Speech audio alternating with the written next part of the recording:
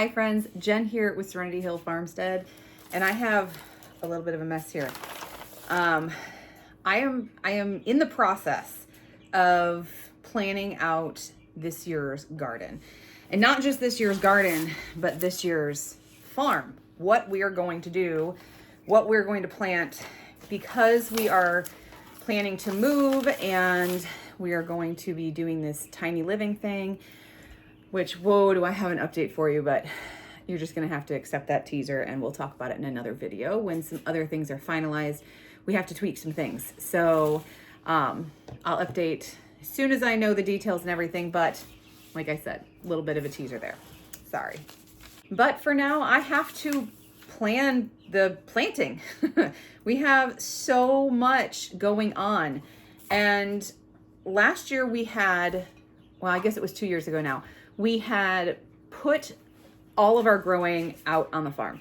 So for our homestead, not just for our farm, but for our homestead. All of our growing was out there.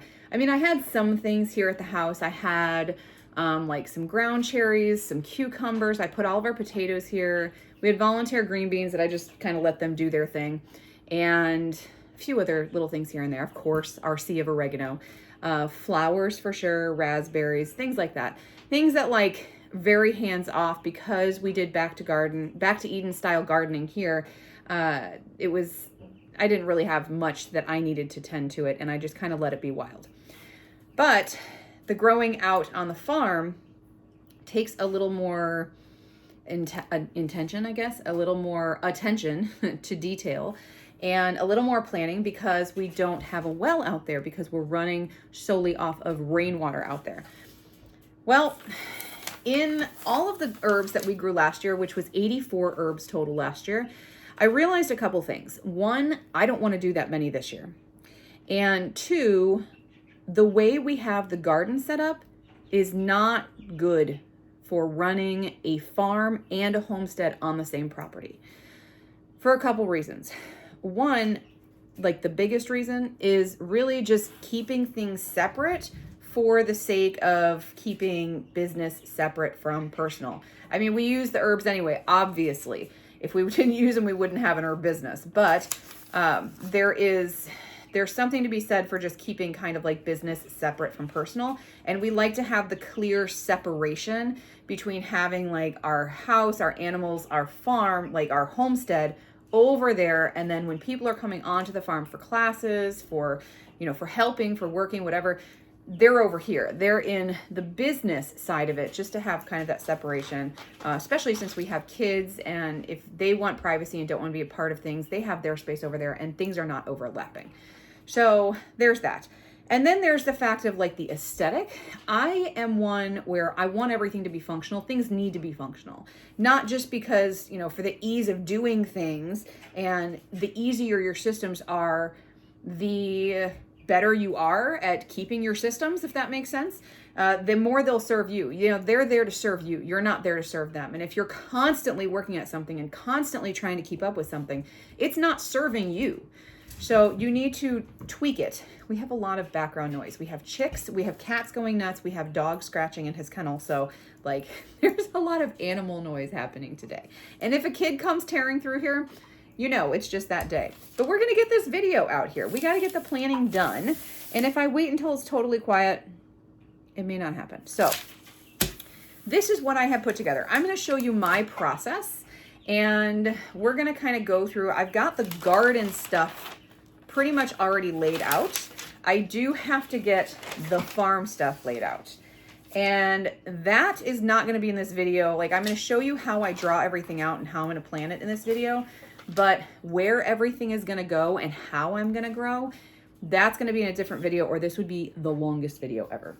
So a couple things that I always have together here when I'm getting ready is my seeds. So here, I don't have all my vegetable seeds yet. I haven't even ordered my seeds yet. I need to do that. But I have all of my herb seeds here. I just keep them in this box. I really need to get another box. This is like last year's box, and I just keep them in here. But here's all of my herb seeds. The farm is in this box here. So we have that. And then this is the whole layout for the homestead. And then I've got a couple supplies.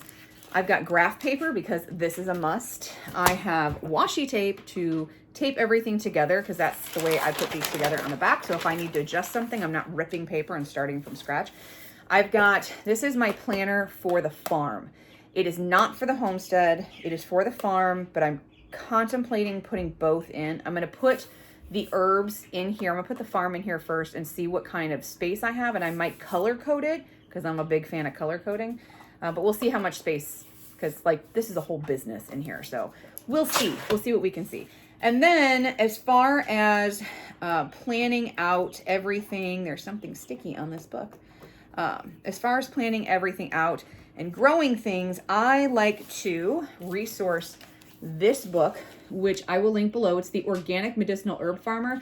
Now, normally I would just give you an Amazon link, but I'm going to give you a link directly to them if I can find it. If not, I'll just plug an Amazon link down there, because this, like these kinds of books, it supports the farmer better if you buy it directly from them. He's thirsty.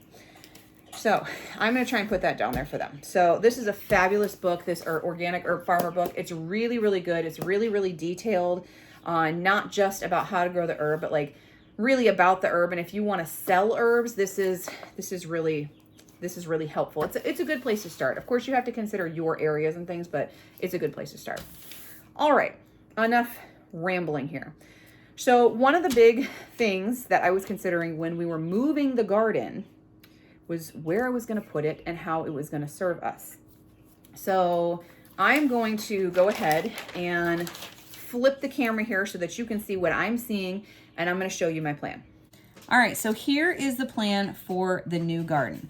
And here we have the entrance, so we're walking in. Now, before we get into like really the garden layout and everything, the house is gonna be like down here. So eventually when we have the house built, it's gonna be here. So when we're like sitting on the front porch, we're looking out over our garden and our animals.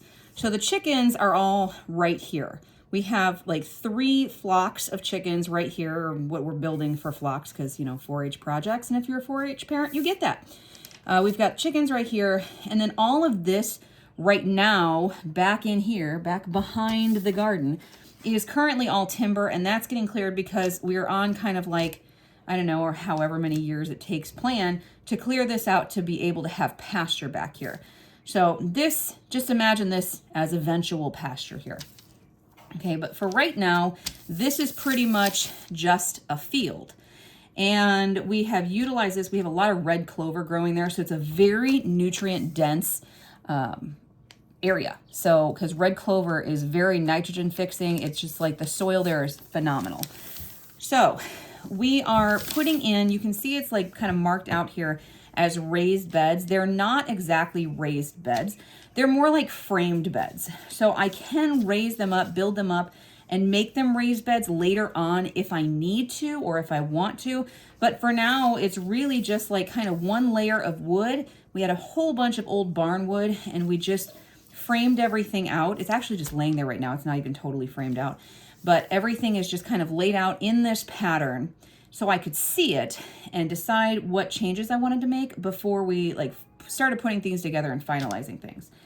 So I decided compost, this was a good spot for compost. Let's move it down here.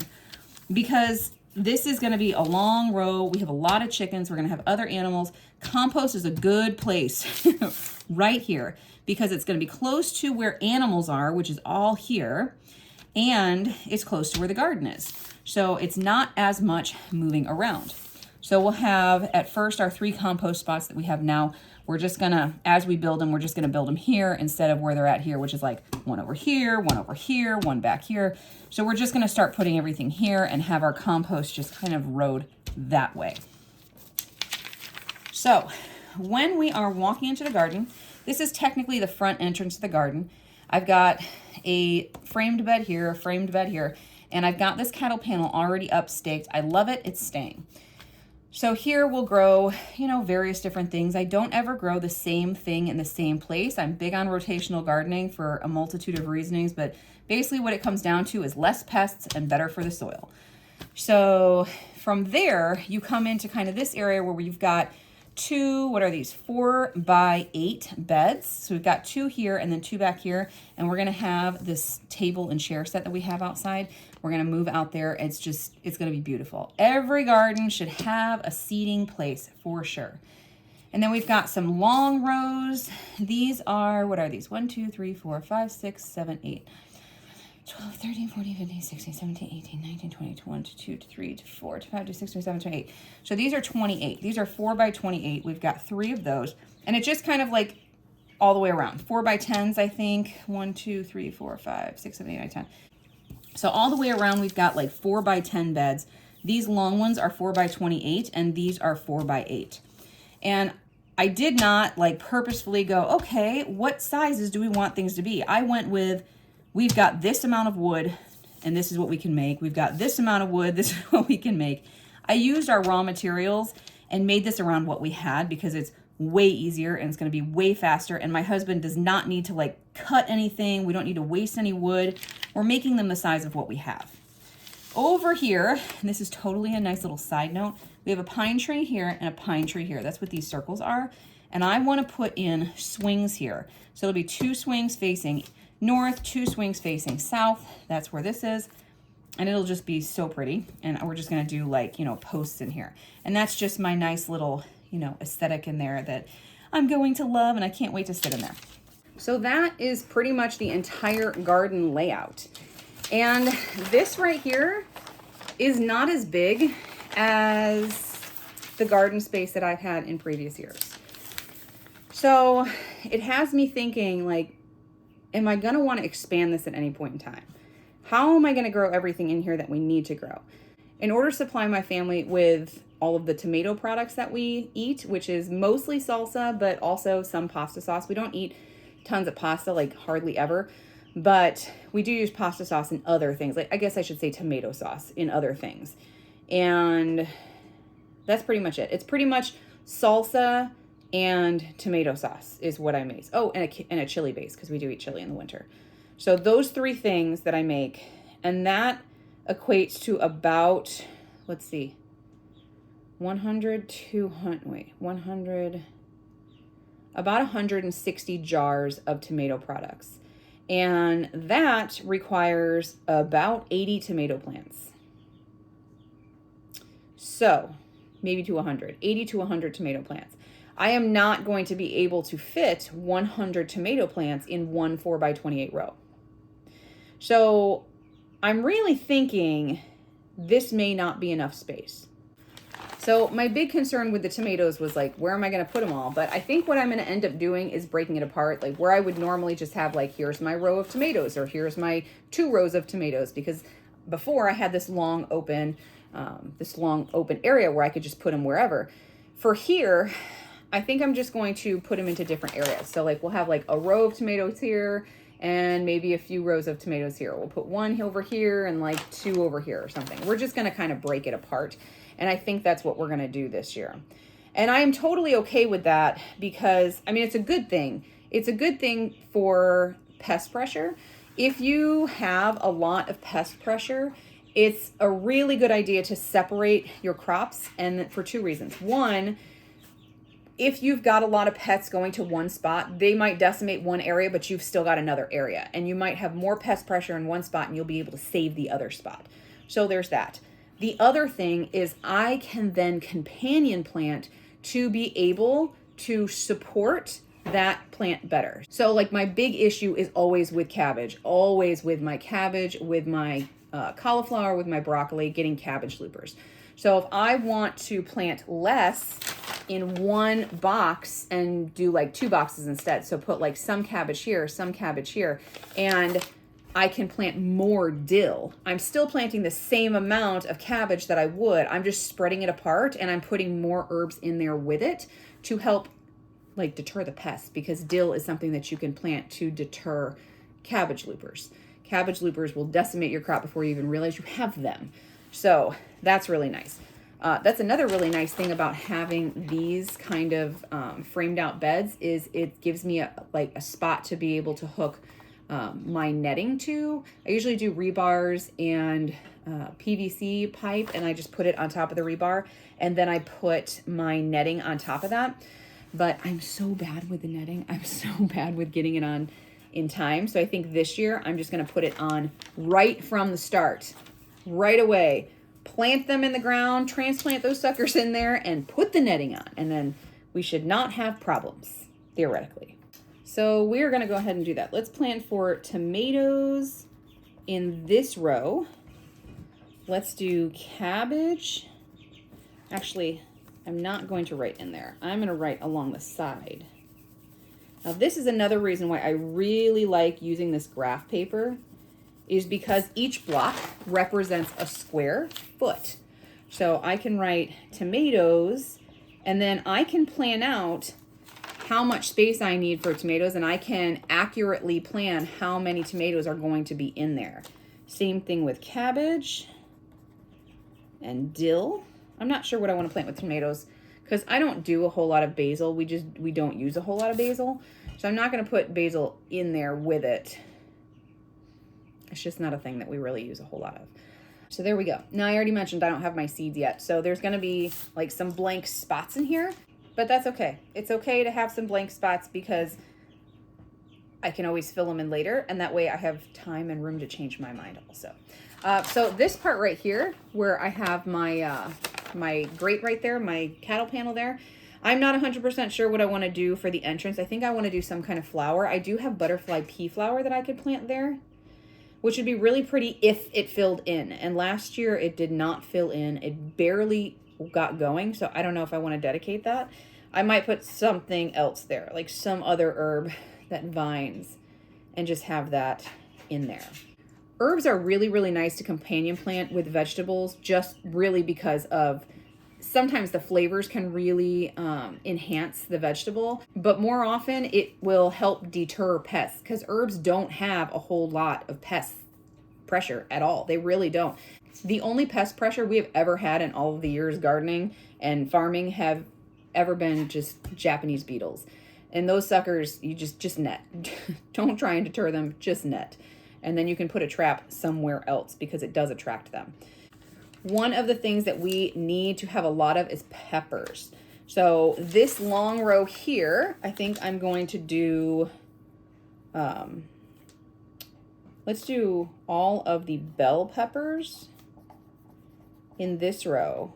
Yes, we eat that many. And then this row here is gonna be hot peppers. And we'll put something else with that because we don't need tons and tons. Really, the only thing we do with hot peppers is I like to make some like poppers for the freezer, but then I also like to make a lot of cowboy candy. It's really tasty, and we like to use it like pretty much in a lot of different things. We use it in a lot of things. We'll do some different kinds of hot peppers there. I'm not 100% sure what peppers I'm going to be growing yet, but I know how many I'm going to need to grow. I'm probably going to have to grow about 30 hot pepper plants this year. Bell pepper plants, probably 50. I think I'm going to do 50 of them, and we'll do 30 hot pepper plants. That sounds good. I want to put things in here that I'm going to like access a lot. So that's going to be like lettuce, things that I'm going to go and harvest regularly, that almost daily, if not daily. And that'll just be right in there in the garden. I don't want to put it on the edge though because of animals. I am going to put a fence around this, but this fence, let's be real about it, it's to keep out some wild rabbits and my chickens. That's pretty much it. We're going to be honest about where we live. We have deer in mass. We have a lot of deer. And it's why hunting is so good here. But no fence that I'm going to attempt to put up is going to stop a deer. If a deer wants to get in, a deer is going to get in. And they're going to eat what they're going to eat. And that is part of this. But it's also why we plant certain things on the outside to either deter them or as like what we call a trap crop. So it's like we're planting this to sacrifice it so that they can eat it, so they leave the rest of my stuff alone. So the combination of those two things we've had a lot of success with.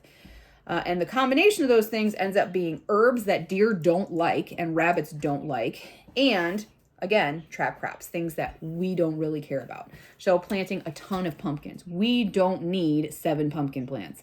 That's a ridiculous amount of pumpkins. We are not going to eat that many. We're not going to sell that many. It's a lot of pumpkins. So if we plant, say way down here, there's like this hill here, and we let it vine through the fence and vine out here, the deer can go eat the pumpkin and they can leave my plants alone. So that's the hope there. But because I'll have that, things that they're going to eat, I am not going to grow right up against here because that's just inviting a problem. So things like green beans, we will probably put another trellis right here. 1, 2, 3, 4. Right? 1, 2, 3, 4. And this will be the green bean trellis. So we'll probably do 2 of those. And we'll do 1 here also. And these we can move every year because I'm not going to do green beans in the exact same spot every single year. And we can have them here and then we can remove them for the next year. So we're going to do 1. These are going to be my rattlesnakes. Rattlesnake beans are delicious. I feel like they preserve really well. They have this like sweeter flavor and the crunch with them is just really, really good. And then I may do some Kentucky Wonders here, some pole beans. I prefer pole beans over bush beans because they take up less space for me. And just because I would prefer to harvest above my head rather than squatting down. So I'm going to do those 2 there. So that's the update there. We've got that cattle panel there, this one and this one. I think I have 1, 2, 3, 4, 5, 6, 7. I have 7 cattle panels total. So that's 3 of them. For the tomatoes, I have cattle panels. I cattle panel my tomatoes. So we will have 1, 2, 3, 4, 5, 6, 7, 8, 9, 10. We might have to overlap or cut a panel and we'll get panels going up in that tomato bed right there. We're going to do that there. I think that's what we're going to do. And I think the rest of the tomatoes, I've never had a deer mess with my tomatoes ever. Rabbits rarely mess with the tomatoes out there. So I think what I'm going to do is put 2 more rows of tomatoes here. And we'll do that. And then whatever I decide to vine here, I'll make sure is something that is not going to go too crazy into the tomatoes here. So we'll put tomatoes and more tomatoes. There we go. On this one here, this one right here, I'm going to put ground cherries, which is a tomato. But we only want a couple of these because we like to eat these fresh. So we're just going to do ground cherries in there. Actually, no, I'm going to change my mind. You're not going to do ground cherries in there. I'm going to put that around this little chair because my daughter loves to just kind of come in when I'm in the garden and pick her cherry tomatoes, her little ground cherries, and just sit with me and eat her ground cherries. So I want to have this by my chair to encourage her to do that. So we're going to do that. Okay, so we've got ground cherries that are going to be in there. We're going to have lettuces in here, and this will be lettuce and spinach that's going to be in here. We do a lot of spinach, so that's going to be kind of like succession planting is all, this one right here is going to be all succession planting. The other one that I want to keep covered up, I'll probably put kale in this one because I really like to grow a significant amount of kale. I do the lacinato kale, that dinosaur kale is my favorite one. So I will put that there. And I want to keep that protected because obviously the rabbits and the deer will go after that like nothing else. So they cannot have it. So we're going to put it in there and try and protect it. Fingers crossed. Before I move on, I'm going to count how many tomatoes I can plant here. I plant my tomatoes close together. So I only do them really like each plant is a foot apart, and they suggest to do it farther apart. But I have no issue with that because I keep the under layers of them pruned. I do prune my tomatoes, and I also keep them staked up. So that's the whole point of the cattle panel, is having them tied up like that. So it gives me more access, easier access to everything. And I get more airflow underneath, and I just have less issues. So in this 4x28 space, 1, 2, 3, 4, 5, 6, 7, 8, 9, 10, 11, 12, 13, 14, 15, 16, 17, 18, 19, 20, 21, 22, 23, 24, 25, 26. I am only going to get 26 tomato plants. That is not enough. So 26, let's see what we can get here. 27, 28, 29, 30, 31. Doing it this way, I'm only going to get 45 tomato plants in. That is not enough tomato plants. Not even close. So we are going to have to add probably 3 more rows. So let's go ahead and add those. 1, 2. 1, 2, 3, 4, 5, 6, 7, 8, 9, 10, 11, 12, 13, 14, 15, 16, 17, 18, 19, 20, 21, 22, 23, 24, 25, 26, 27, 28, 29, 30, 31, 32, 33, 34,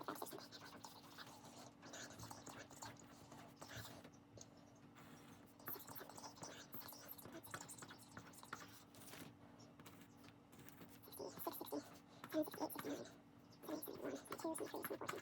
All right, so doing that, I've got 75 tomato plants. We'll see about that. Okay, so that's also going to depend on what kind of tomatoes I'm growing, because some are more prolific than others. So I may have to add a couple more beds of tomatoes, and we're just gonna have a lot of freaking tomato beds. So there's that. Now, some other things to consider is like our berries are not in here. They're not gonna be in here. Those are like way over here in the herb things, because the red raspberry leaf and stuff that we grow on our plants, obviously that's medicinal, so we can take our berries off of that for our family, and then we harvest the leaves later on for herbal purposes. So that's not a consideration. Blueberries, I have given up on growing for now. At some point in time, I might want to grow them. I've got these 3 rows right here. Because they're under pine trees, they're fairly acidic. So I think what I'm gonna do is do potatoes down here where the deer are not going to mess with it. We'll do cucumbers up high, which surprisingly I've never had an animal mess with the cucumbers. And I think we're gonna do an asparagus in the middle and get that perennial bed going, because we don't have any asparagus growing. I have never found the great spot for it, and I think I'm just gonna go ahead and put it right there. Actually, I'm going to switch that with cucumbers so that when we're sitting on our swings, the super high asparagus does not block our view. We're going to do that. Okay, so we have potatoes, cucumber, asparagus, tomato, tomato, something, tomato, tomato, tomato, tomato. We've got all the green beans planted. We've got, you know what, we're going to do one more thing of green beans, because 1, 2, 3, 4. I'm going to do extra this year because I'm giving some to my niece, and we will have plenty that way. And I'm going to do more rattlesnakes here because those are just the best. I think we're going to change those Kentucky Wonders to rattlesnakes also. There's no point in growing something that you're not loving. The Kentucky Wonders are okay, and I've got the beans. Maybe I'll like seed swap with somebody and get something else that I can grow and just put all rattlesnakes there, because that's the bean that we love. We've got potatoes. Definitely want to do the potatoes. I need to find a place for onions, and there it is. Onions right up front, up here, and we'll do onions in the back here. And I think 2 beds will be fine. That's a lot of onions. Yeah, I think that'll be fine. So we're good there. So now I have 1, 2, 3 beds that are totally empty that I'm not sure what I want to plant in. I'm gonna leave 2 more open because I may need more tomato beds. I may just need more tomato beds. The only other things that I have to allow for is broccoli and cauliflower. And honestly, I probably won't even do cauliflower this year. I'll probably just do broccoli. And I think for that, we're going to switch these hot peppers. See, this is why you use pencil. We're going to do these hot peppers over here because they're not going to mess with them. So we're going to do hot peppers in one of these smaller beds. Another hot pepper. And squash. And we're going to let that vine out. So we're going to train that to vine out. And then we will do broccoli in this bed. And then something else I'm sure I am going to forget. This year, I'm not doing carrots. I'm not doing any like big root vegetables like that. I just want like an onion and potatoes are like as closest to root vegetables as I'm getting this year. That's all we're going to do because this is the first year for this. So this soil is not going to be like super fluffy and amazing. So I don't want to bother planting something like carrots that I know could do better in like succession years, you know? So we are going to just keep this to what I know is going to do well and what I know we can manage getting into moving. So this should be super manageable. I've still got one bed open if I need another tomato bed, and I can shift things around, but there it is. I've just planted the entire garden the entire year. And I am pretty sure I have extra cattle panels, so I can do something else with them, or we can just use them in the herb beds. And I was going to share what we're going to do for the herbs, but I think I'm going to put that in the next video because that is going to be a whole other deal. So I hope that if you are just planning out your first year for this year, that this is helpful. Get yourself some graph paper, get yourself a good pencil and your seeds and figure out what you need for your family and just write it all out and just play with it and experiment it and get yourself a garden.